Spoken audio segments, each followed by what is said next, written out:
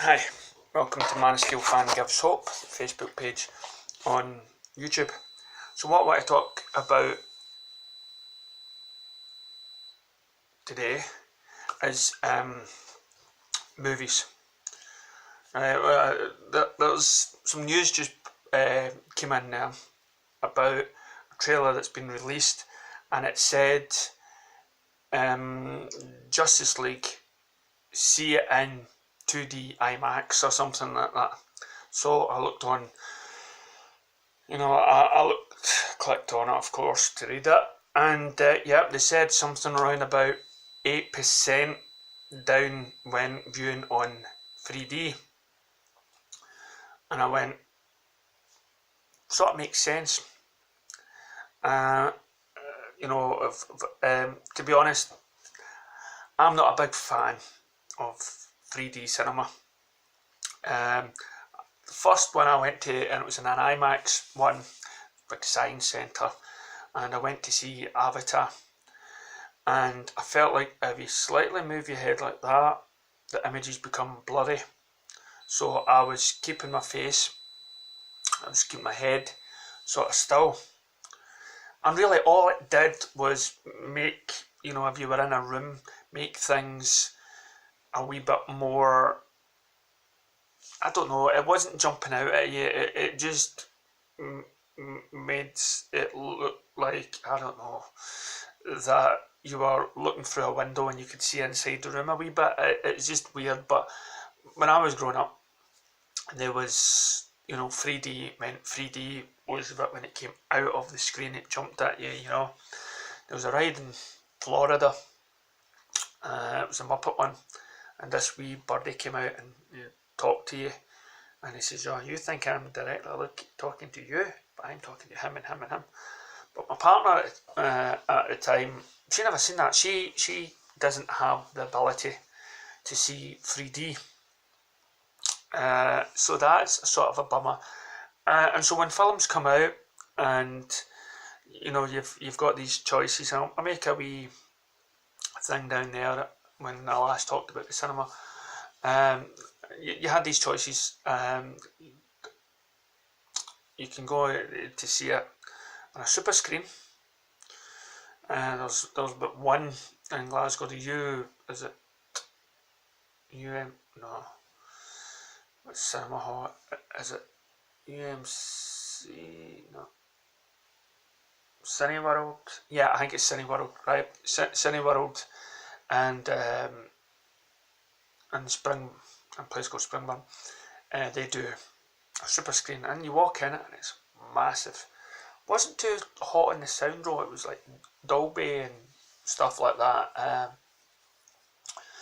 And then the other cinema, the Odeon, they had an IMAX. Still not 100% sure on the differences. Maybe if you know, you can comment down below. But most of the IMAX that they show is 3D, so it's a bummer. So that's why we went to see Wonder Woman in the super screen, so everybody get the benefit of seeing it on the large screen. The other cinema is the 4DX one with the vibrating chairs and stuff, but again, that's in 3D. It's meant to be all this, water in the face and shaking chairs and stuff like that. So it's a gimmick, quite costly gimmick. And then the other film is a VIP, which is costly again. You go up an hour before the film starts. You get a buffet, you get a meal and stuff like that. Very fancy boxes of popcorns and stuff. And then when you go in, every sort of chair is a lazy boy with thing in the front. So hearing that the possibility of the film coming out in 2D IMAX, it actually made me smile. It was really good, because it tends to happen over here that you've got to really jump on as soon as the film comes out. You've really got to go that week. I learned the hard way. I wanted to take the boys to see in the super screen, and I think it was Wonder Woman was only in the super screen for about a week or two, and then it was out. It was finished, and then it was very strict viewing for Wonder Woman. not as many times. So really, to get into a 4DX or something, it's got to be roughly the first week or so, as soon as the film's in. Otherwise, another blockbuster comes in and takes its place. But with an IMAX 2D, you're going to have a lot more people going to see it. You know, and I'm not just talking about the people that don't have the ability to see 3D, but people that are not interested in it. People like me that had a headache. I mean, that's all I got from Avatar was a headache, sore eyes and whatnot, leaving, because I think was it 2 hours or 3 hours for Avatar. And I was sort of disappointed in it, you know. But I would like to see IMAX 2D. It could be cheaper because it's in 2D IMAX. Maybe you've got a preference. I mean, I know I've got a preference where to sit. You know, I pay extra money for premiere seats, and premiere seats are big fancy seats put into the location where it's best viewing for the public. Now, America, I hear, has just started doing reserve seating. Britain's been doing it since the day I was born. You book your seat and you choose your seat, which one. It's like theatre as well. You go into the cinema and you get the computer screen and you can choose what seat you want on what date and time, and it's much better. G14, right? I'm in seat G14. Doink. So you make a deal of it. So let me know maybe your preferences, and if you think it's a good idea. I, for one, think, I mean, I was going to treat the boys to the Justice League in the 3DX, but if it's not going to be in 3DX, more money for me, take them to the IMAX, you know, and stuff. So it's no big loss. It is a sort of loss where I wanted them to see what it was like to have one of these films. But maybe, again, you never know, another film around the corner will come out, and the 4DX. Star Wars came out last year, and the big 4DX sort of experience. Let me know what your feelings down below. What, you know, how you treat cinema, and if you think it's a good idea. Me, yeah, I believe it's a good idea. Last thing before I go, I was talking to some young ones, and please let me know in the comments below how you feel on this, right? And I don't know, they must have been 23, 24, young guys. And we were talking about action heroes and movies and stuff, and the majority of them, get ready for this, right? Lethal Weapon, never heard of. Wasn't actually too sure on the star. They knew there was a black man in it. Wasn't too sure on the white guy and who it was. Didn't really know the story of Lethal Weapon movies. They hadn't seen Rocky. They never heard of Tango and Cash. Never heard of. Wasn't too sure about The Rock with Sean Connery, and I forgot the actor's name. It was Nicolas Cage.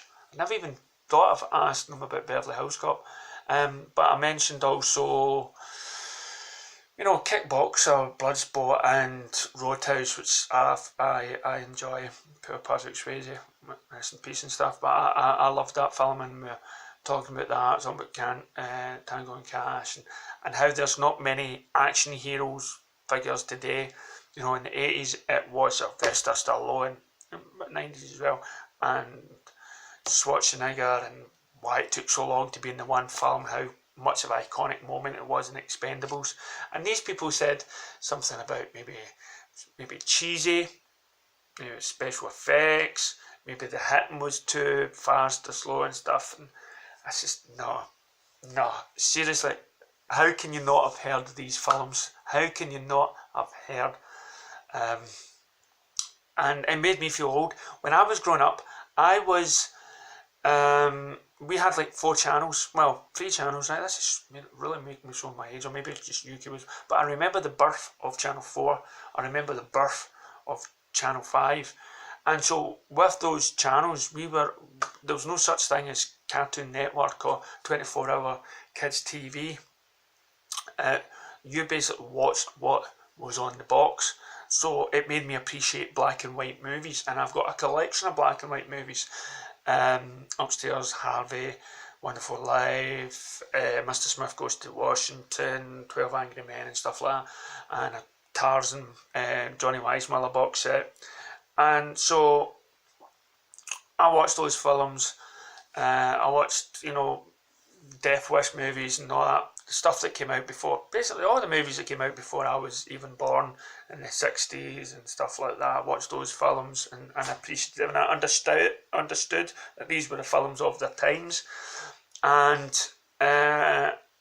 then, so I would thought kids growing up, whether you were just born in the 80s, whether you were born in the 90s or 2000s, you would think these films, you would, your father or something like that would introduce you to. I'm introducing, the kids around here to some of these films, and says, oh, these were classic, these are Brit, but oh no, it's too cheesy.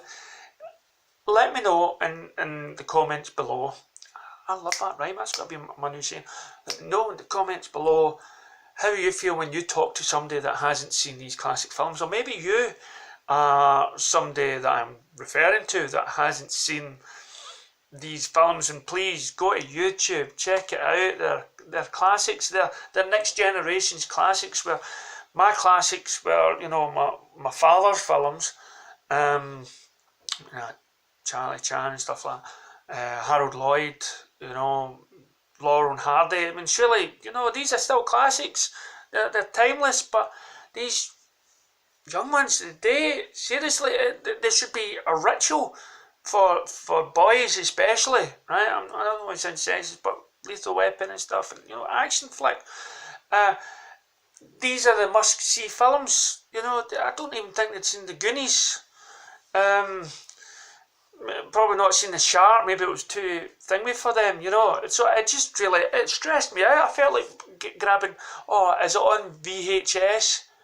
No, they've been thingied on DVD, and then they never had a Blu-ray player, right? And I said, listen, I've got a 4K player, okay, and you can get Ghostbusters in 4K. Do you want me to wait until Tango and Cash becomes 4K so it thingies up? Yeah, so you can watch it because of the quality and stuff like that. It's nuts. Seriously, and it pangs me.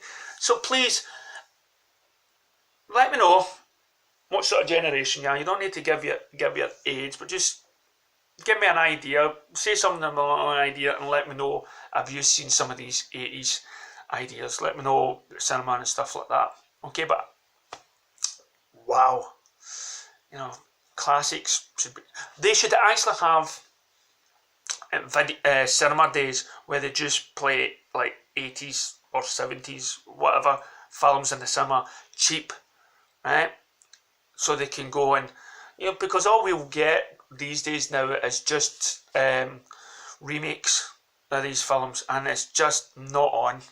Okay, I think a lot of these films should be just been brought back out to the cinema. Okay, like Star Wars, bring them back to the cinema. Get these classic films, half price cinema tickets, get them out. So let me know your thoughts about it, okay, girls and guys and stuff like that.